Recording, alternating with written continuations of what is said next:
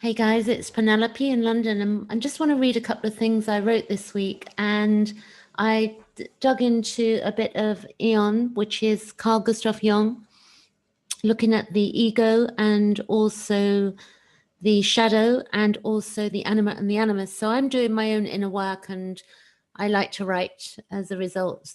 Stuff comes out of me and I like to express. And one of the things I'm aware of is that we are on a hero's journey and a soul in a body. And I also look at astrology and I look at complex PTSD and imprints and such like.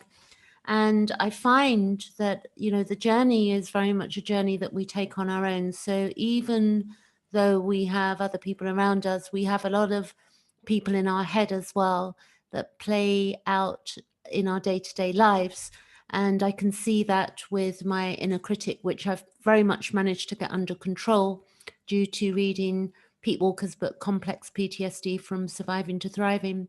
The current picture you see in front of you, the hero's journey is the known and the unknown. And we have the call to adventure, you can see at the top of the chart.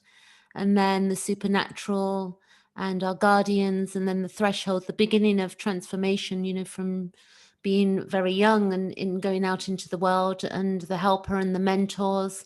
And it's interesting, actually, if I look at this and if I see this chart, and let me just get my pointer because I just had a thought as I looked at this, because an astrology chart is ultimately 360 degrees, and a chart, I don't know where I'm going with this, but it just came to my mind. But the chart would start here. This would be the beginning of an astrology chart, and here we would have the point of the DC, which would be the descendant, which would be others. And it's interesting here that we have the helper and the mentor. This is others, and the threshold is through others. And our MC on the chart would be somewhere up here for most of us. It's going to be in the top part of the chart. And the bottom of the chart on an astrology chart is here.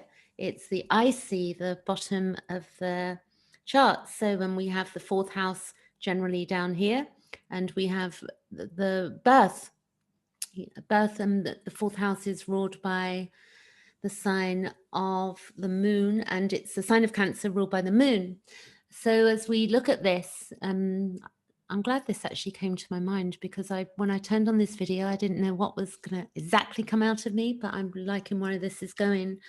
So then we have the bottom of the chart, and we have the houses that go this way around the chart from 1 all the way around to house 12. And the planets move around the chart this way, but the nodes, the north node and the south node, move around the chart this way. So maybe that could be likened to the journey, because the nodes are our path in life. So that could be the case, that as we go through. And also we have up here, the 11th house would be around here, and this would be to do with our hopes and dreams, and the gifts of the goddess, it says here, and the unknown. And the known is on the chart, but also the unknown is on the chart due to transits that we have. Fascinating. And we are all on a hero's journey, no doubt, but we get stuck in loops. We get stuck in past stuff, imprints from early childhood, past lives, if we believe in that. Not everybody does. I'm 50-50. I go through days where I do and then days where I don't. So this is one way of healing, looking at a form of psychology, at looking at the mind through the chart. I'm not going to bring up an astrology chart today. You can look at my other videos and I'll do more work on this. But this would be the 8th house, or the 9th house would be here, the call to adventure. The 8th house would be ultimately the Scorpio, and it would be the supernatural in some ways, actually, it would be. And let's say the 2nd house could be a form of transformation also, if it's opposite the 8th house. So there you go. That's interesting. But I'm going to read now. I'm going to go to the next slide, and I'm going to do a bit of reading. So this, as an archetype, it could be the mother, the protector from the fear, and being fearless.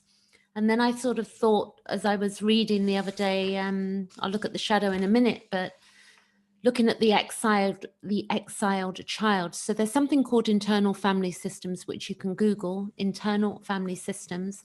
And I've got a book on that. And I think I just wrote a piece the other day that maybe will resonate with anybody out there who's going through some hardship at the moment.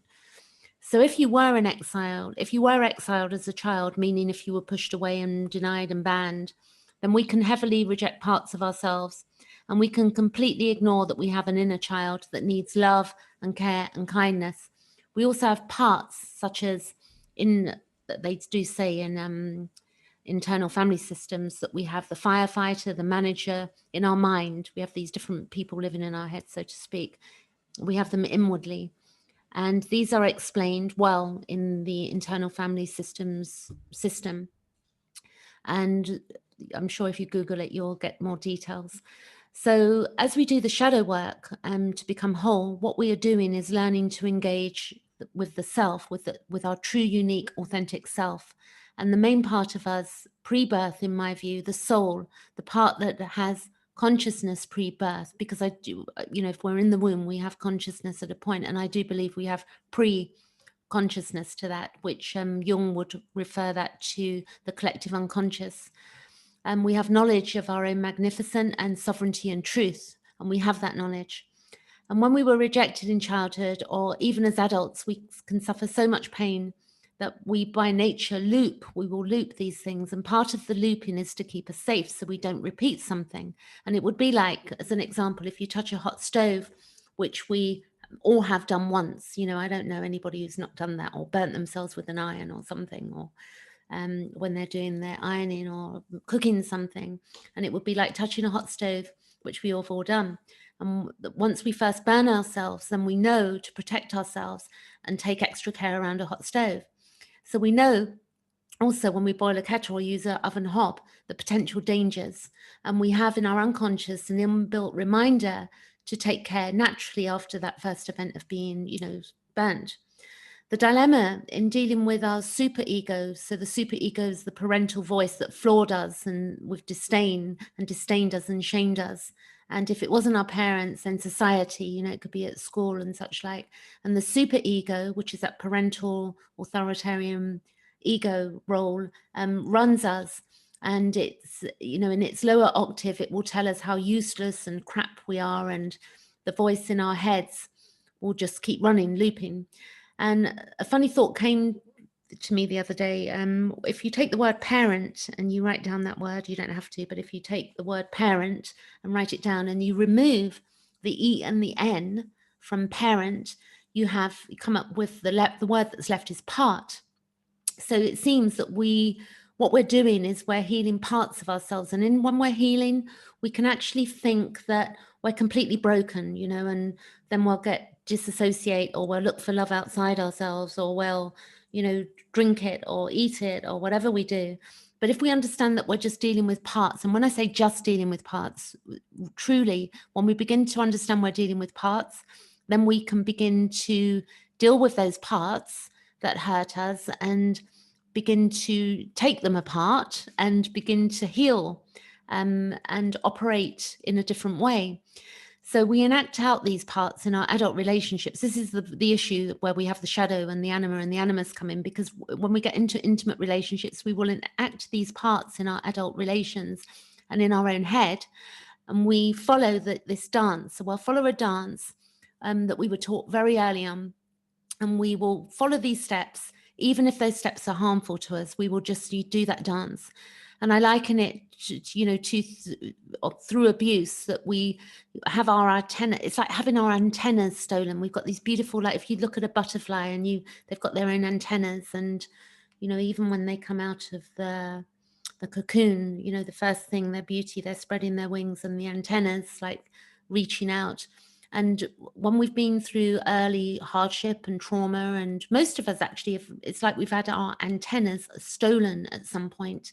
And the antennas are the bit that protects us and guides us and keeps us wholesome stuff. So it's time to reclaim our antennas and to start reparenting and caring for our inner child at a level that is so beautiful and so kind and whole, that we then get to blossom in ways that we only ever dreamed of. So that's part of my thing today that I wrote the other day. And then to take this a little bit further, I'm going to go to, if we go back to the hero idea and, again, this archetype of this, whatever we see here, we see like maybe the mother or the nurturer and the fearless one with this beautiful animal here. And then we have like the goddess type, where we want to be this beauty, and men as well, the anima and the animus is not just, it's the feminine and the masculine, and the female has the animus. So I have the animus inside of me, which is my male masculine, traits or way of thinking using my ego and my shadow. And also we have the male will have the anima, and the anima is the feminine. So when we get cross with each other in intimacy, the male will become like a serpent with the, and the bitchiness with his projection of the feminine in him, and the female will use the masculine, the animus. That's very deep work. There's another video I've made on that. But this beautiful idea that we've got this goddessness in us, and we're returning the gift that we're going to bring back to the world through sorting this stuff out and solving it. So now what I want to do is go to the next slide, and then I'm going to read another thing I wrote the other day about the shadows. So this is, the warrior, the protector, the discerning one, because the discerning one, she has a sword at her back, and she's the protector as well. So I'm going to talk about the shadow, and this is what I wrote. So the shadow that Jung spoke of was not just the shadow of the collective, pain-filled with narcissism and cruelty, but also we have a golden shadow in need of retrieval. So the shadow is not just the, all of the unseen in us, and the, that we've got the what's evil and divine in us, with our thoughts and our thinking and our actions. And a lot of our stuff is unconscious, highly unconscious, until we start questioning and looking. And as we do this, we also need to understand that we have the golden shadow, which is in need of retrieval. So if we can think of this as we have parts of us that maybe we were just so divine and creative as a child, for instance, but we were stopped in our tracks, or we got to, maybe later in our school years and in our teens, and we wanted to concentrate on a particular study of creativity, but we were stopped by parents or somebody telling us, you can't be a writer, or you can't be a magician, or you can't be a dancer, but you need to do something practical, like be a doctor, etc. And if we lived a childhood unloved and felt unlovable, as an example, told that we were stupid or worthless, well, those things would have forced us to take a different path from our own heart's desire, a giving up and the ultimate rejection of self. So you think about that, you really want to do something and you just give up on it. So in doing the shadow work, we are looking at acknowledging all that has been denied in self, meaning all, and a total reclaim of truth, leading to authenticity in our daily living and being. So the shadow is in part dogma, and dogma can be imprinted belief systems that have been imprinted upon us, and we can have dogmatic thinking, the thinking that we are not good enough, not attractive enough, will never amount to much, wrong, stupid, ugly, a view of like self-hatred. And this self-hatred then gets projected out into the world.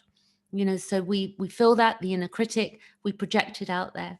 And the uncovering of the shadow, the lifting of the veil, the allowance of all that we feel, the no longer hiding for fear of rejection.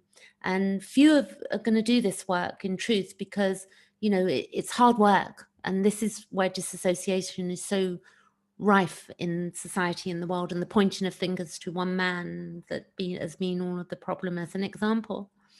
So to live our genius, in part, occurs from looking at our own shadow and throwing off the collective shadow in belief systems of what is right for you based on a load of data and worn out social and societal structures and rules that are life draining. So when we feel drained, it's often because we've not been living our genius, or we're unable to. And somewhere in us, we must find the spark and not resist the temporal fall into purgatory. So the shadow is like where we, boom, it's like, oh my God, I'm not as pure as I thought I was. And, we begin to look at that, and we then become more humble to how we treat the world and others also. we understand the shadow. So as we sink, we learn to swim, and we gain the strength to stand tall, to face the world and its outdated belief systems, leading us to individuation, which is ultimately wholeness and the acceptance of self and one's uniqueness and the good and so-called bad and ugly. You know, it's the good and the bad and the ugly. In acceptance of the inner critic. The inner critic dies and the outer critic ceases its insidious hold, gripping fear-like based thinking and the projecting it all over others. So what is life-giving for me may not be the same for you, but you know, we need to dig deep and we need to dig well so we can finally release all of this inner hell. That sort of rhyme there, hey? So the last thing, the moon. I want to show you the moon. So I'm going to leave it there. So astrology is a beautiful tool to begin to do this work, and I highly recommend that you book a reading with me or a chat with me. You can do that and go through the archetypes and the understanding of what, you know, what we're doing here and, you know, how we can begin to evolve the pain that we carry. That's the point, hey? Okay, thanks for listening. Catch you later.